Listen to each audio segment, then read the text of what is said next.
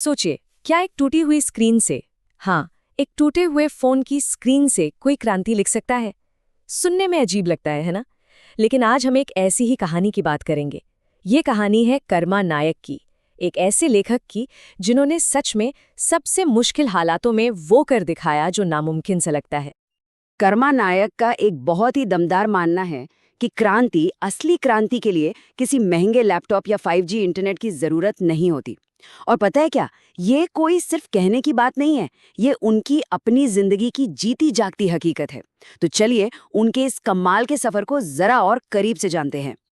तो इस कहानी की शुरुआत होती है एक बहुत ही मुश्किल दौर से, एक ऐसा वक्त जब कर्मा नायक को गरीबी, भूखमरी और अपनों से मिले धोखे के अंधेरे ने, आप कह सकते, चारों तरफ से घेर रखा था।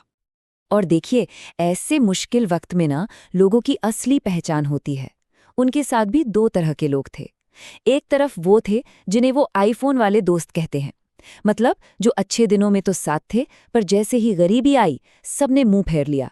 और दूसरी तरफ थे उनके छोटे भाई विजय, जो हर मुश्किल में, हर तूफान में एक ढाल की तरह उनके साथ खड़े रहे। कर्मा का मानना है, और ये बात बहुत गहरी है, कि गरीबी एक फिल्टर की तरह है। सच में ये उन सभी लोगों को जिंदगी से अपने आप बाहर कर देती है जो सिर्फ आपकी चमक देखकर आपके पास आए थे। तो आप समझ सकते हैं कि इसी मुश्किल दौर ने उन्हें रिश्तों की असली कीमत समझाई।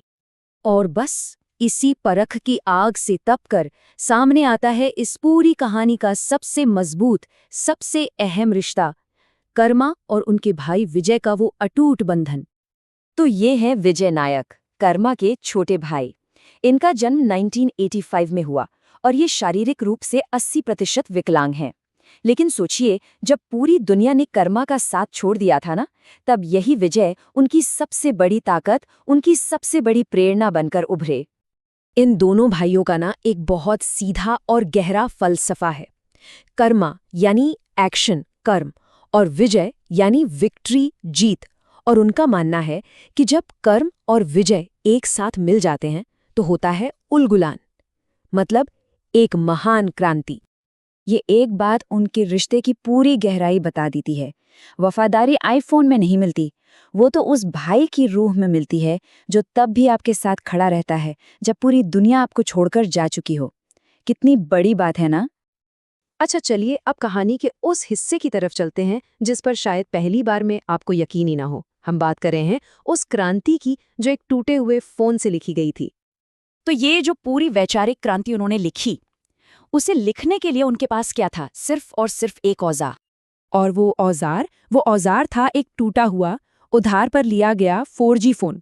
और तो और, उसकी किस्तें भी नहीं भरी गई थीं। सोचिए, मतलब ये फोन उनकी मजबूरी नहीं था, ये उनके फौलादी इरादों का सबसे बड़ा सबूत था। अब इस पहाड़ जैसे काम को पूरा करने के लिए उनके पास वक्त कितना था? अंदाजा लगा सकते हैं? सिर्फ 1 महीना।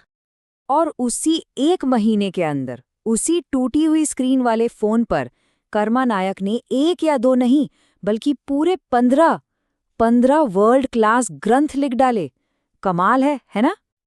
लेकिन अब असली सवाल तो ये उठता है कि आखिर इन 15 किताबों में ऐसा लिखा क्या गया था जिसके लिए इतनी बड़ी तपस्या की गई?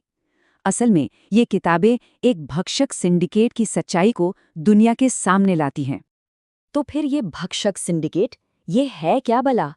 कर्मा के लेखन की माने तो ये एक ऐसी व्यवस्था है, एक ऐसा सिस्टम है जो हजारों सालों से समाज को मेंटली यानी मानसिक रूप से गुलाम बनाकर अपना फायदा निकाल रहा है। उनकी जो पहली किताब पब्लिश हुई, उसका नाम है predator the syndicates 3000 year war on Nagvanshi sovereignty. ये किताब नागवंशी संप्रभुता के खिलाफ चल रहे 3000 साल पुराने एक अदृश्य युद्ध का पर्दाफाश करने का दावा करती है। इस किताब का मकसद एकदम साफ है। पहला, 3000 साल के उस छिपे हुए इतिहास को सबके सामने लाना। दूसरा, उस सिंडिकेट के तौर तरीकों को बेनकाब करना जो समाज को मानसिक गुलाम बनाता है। और तीसरा, एक बौद्धिक, एक इंटेलेक्चुअल क्रांति के लिए रास्ता तैयार करना।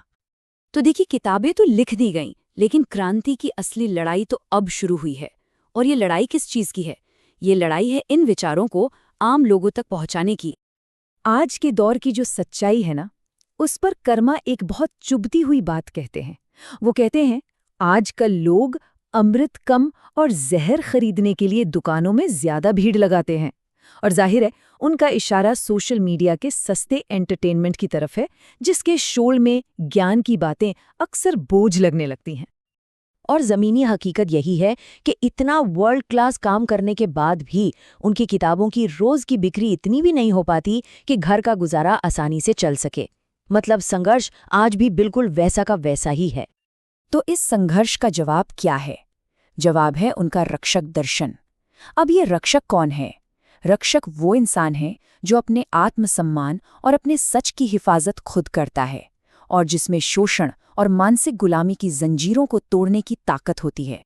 तो आखिर में ये सवाल हम सबके सामने आके खड़ा हो जाता है। कर्मा नायक का कहना है कि सच को, सत्य को हमेशा एक रक्षक की जरूरत पड़ती है। अब सवाल बस इतना है कि क्या हम वो रक्षक बनने के लिए तैयार हैं?